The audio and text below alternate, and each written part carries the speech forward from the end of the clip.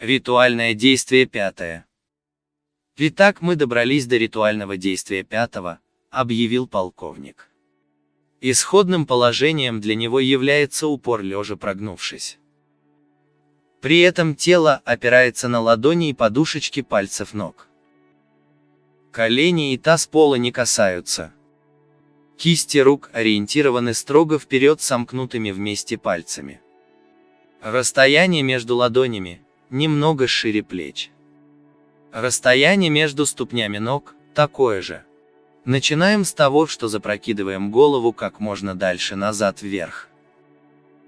Затем переходим в положение, при котором тело напоминает острый угол, вершиной направленной вверх. Одновременно движением шеи прижимаем голову подбородком к грудине. Стараемся при этом, чтобы ноги оставались прямыми, а прямые руки и туловище находились в одной плоскости. Тогда тело окажется как бы сложенным пополам в тазобедренных суставах. Вот и все.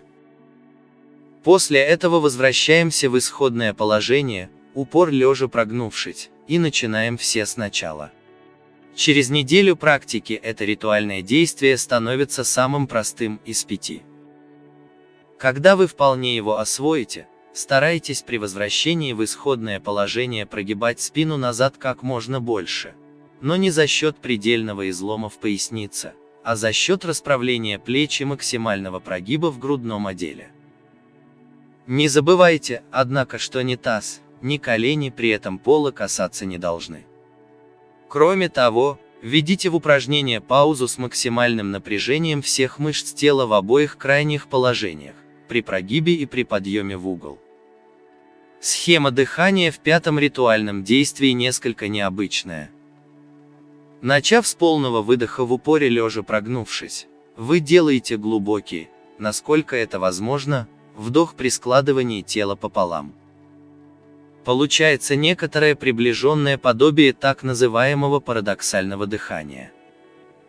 Возвращаясь в упор лежа прогнувшись, вы делаете полный выдох.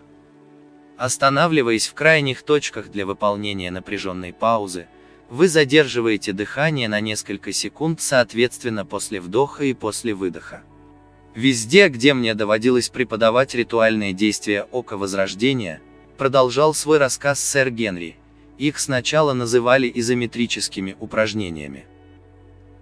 Доля истины в этом есть, поскольку один из аспектов их воздействия – растягивание тела, придание ему эластичности и повышение общего тонуса мускулатуры.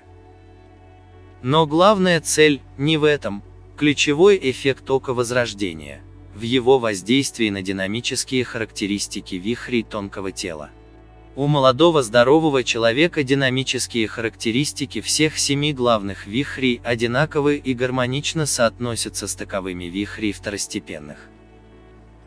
В тонком теле обычного человека средних лет основные вихри вращаются по-разному, гармония между ними нарушена. О гармонии между основными и второстепенными вихрями в этом случае уже не может быть и речи. Это, кстати, является основной причиной нарушения обменных процессов, ведущего к солевому дисбалансу и различным поражениям суставов. Дальнейшее рассогласование динамических характеристик вихрей и потери ими энергии приводит к развитию серьезных патологий и старческих изменений физической части организма человеческого существа.